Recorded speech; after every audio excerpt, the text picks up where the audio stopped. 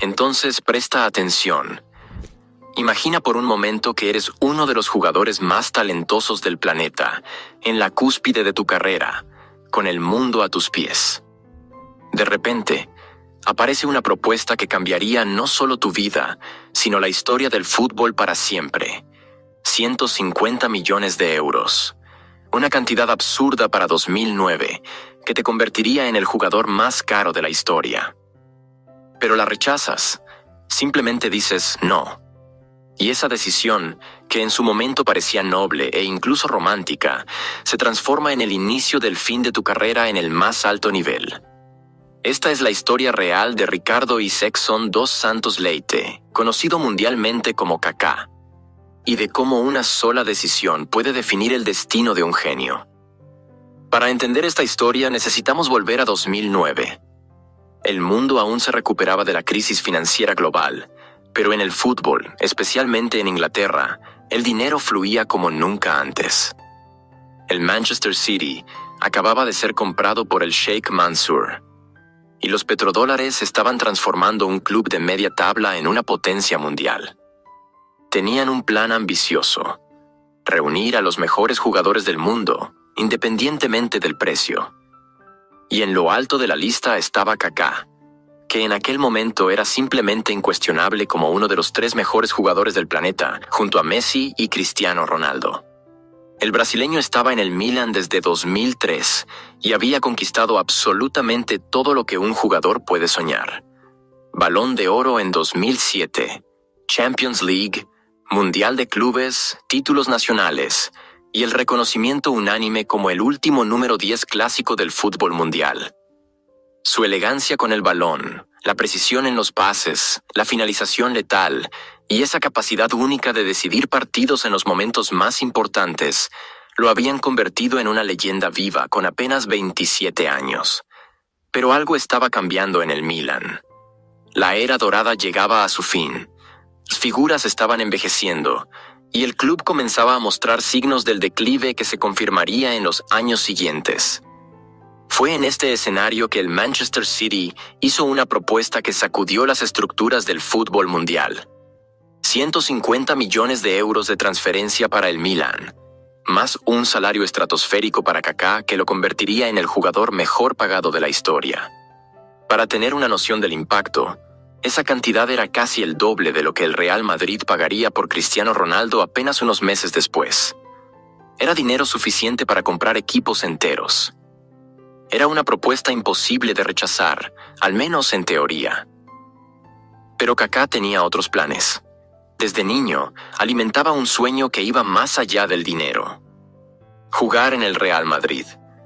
El club merengue siempre representó para él la cúspide del fútbol mundial, la institución más gloriosa del deporte. Cuando era niño en Brasil, veía los partidos de los Galácticos en la televisión y se imaginaba vistiendo esa camiseta blanca sagrada. Zidane, Ronaldo, Roberto Carlos, Figo, esos eran sus ídolos, y él quería seguir sus pasos en el Santiago Bernabéu. Para Kaká, vestir la camiseta del Real Madrid no era solo un cambio de club. Era la realización de un sueño de la infancia que valía más que cualquier cantidad de dinero. La decisión conmocionó al mundo del fútbol. Comentaristas, periodistas e incluso otros jugadores no podían comprender cómo alguien podría rechazar una cantidad tan absurda. Pero Kaká fue categórico en sus declaraciones. Prefería ganar menos dinero y realizar su sueño de jugar en el club de sus sueños. Habló sobre valores, sobre que los sueños son más importantes que el dinero, sobre cómo algunas cosas en la vida no tienen precio. En su momento, esta postura fue vista como noble y romántica, una lección de que no todo se puede comprar en el fútbol moderno. El Real Madrid, por supuesto, no perdió tiempo. Florentino Pérez, que había regresado a la presidencia con el proyecto de los nuevos Galácticos, vio en Kaká la pieza perfecta para su revolución. En junio de 2009, anunciaron oficialmente el fichaje del brasileño por 65 millones de euros, aún una cantidad astronómica, pero menos de la mitad de lo que ofrecía el City. La presentación fue grandiosa, como manda la tradición madridista.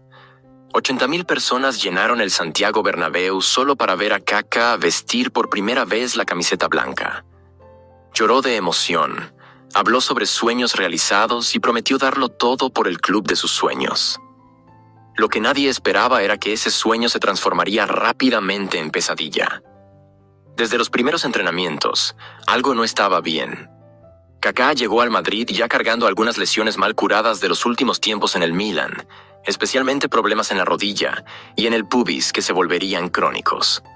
Pero lo más grave era que el fútbol estaba cambiando rápidamente, y el estilo de juego del brasileño comenzaba a volverse obsoleto. El fútbol se volvía más físico, más intenso, más táctico. El espacio para un número 10 clásico, que necesitaba libertad para crear, se reducía cada vez más. Mourinho llegó al Real Madrid en 2010 e inmediatamente identificó el problema. Su fútbol estaba basado en intensidad, presión alta y transiciones rápidas. Kaká, con sus problemas físicos y su estilo más pausado, simplemente no encajaba en ese sistema. El técnico portugués intentó algunas adaptaciones, pero quedó claro que el brasileño ya no podía seguir el ritmo alucinante que el fútbol moderno exigía. Las lesiones se volvieron constantes, y cada regreso era más difícil que el anterior. Lo que hacía todo más doloroso era ver cómo otros jugadores que llegaron al Madrid en la misma época prosperaban. Cristiano Ronaldo, que costó solo 15 millones más que Kaká, se transformó en la mayor leyenda de la historia del club. Benzema encontró su lugar en el sistema y se convirtió en pieza fundamental. Xabi Alonso aportó la experiencia y calidad técnica que le faltaba al mediocampo. Mientras tanto, Kaká veía cada vez más partidos desde el banquillo cuando no estaba en el departamento médico. Los números cuentan la historia cruel de esta decadencia. En la primera temporada, aún logró marcar 8 goles en 25 partidos, números modestos para sus estándares, pero aceptables considerando la adaptación. Pero a partir de la segunda temporada, con Mourinho al mando, su participación se desplomó. Llegó a estar meses sin jugar, perdido entre lesiones, falta de ritmo y un sistema táctico que no favorecía sus características. El genio que una vez fue considerado mejor que Messi y rivalizaba con Cristiano Ronaldo se había transformado en un jugador común, más luchando por una oportunidad. La prensa española, que inicialmente lo recibió como a un rey, comenzó a cuestionar no solo su rendimiento, sino también su actitud. Hablaban de falta de garra, de acomodamiento, de pereza. Kaká, que siempre fue conocido por su profesionalismo ejemplar, de repente era retratado como un jugador mercenario que solo estaba cobrando su salario millonario. Cada aparición pública se transformaba en una sesión de preguntas embarazosas sobre cuándo volvería a jugar bien o si estaba pensando en dejar el club. Lo que más dolía al brasileño era la conciencia de que tal vez había tomado la decisión equivocada 3 años antes. Si hubiera aceptado la propuesta del Manchester City, estaría en un club que estaba construyendo un proyecto ganador, con mucha menos presión y expectativa. El City estaba armando un equipo gradualmente, con paciencia, mientras que el Real Madrid exigía resultados inmediatos. Además, la Premier League, con su estilo de juego más abierto y menos táctico que la Liga, tal vez fuera más adecuada para sus características técnicas. Pero no eran solo las cuestiones deportivas las que pesaban. La decisión de rechazar los 150 millones del City significó que Kaká perdió la oportunidad de asegurar el futuro financiero no solo suyo, sino de varias generaciones de su familia. Estamos hablando de una diferencia de aproximadamente 100 millones de euros a lo largo del contrato.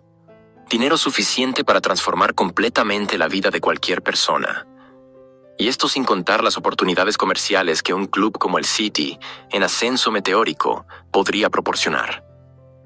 El destino cruel de la historia es que Kaká acabó dejando el Real Madrid en 2013, de vuelta al Milan en préstamo, en una transferencia que simbolizaba perfectamente su caída de prestigio. El jugador que había llegado como galáctico se iba como un peso muerto, alguien de quien el club quería deshacerse para abrir espacio salarial. A los 31 años, edad en la que muchos jugadores aún están en su apogeo, ya era considerado acabado en el fútbol europeo. La reflexión sobre esta historia va mucho más allá del fútbol. ¿Cuántas veces en la vida tomamos decisiones basadas en sueños y romanticismo, ignorando la realidad práctica? ¿Cuántas veces el corazón nos lleva por caminos que la razón jamás elegiría?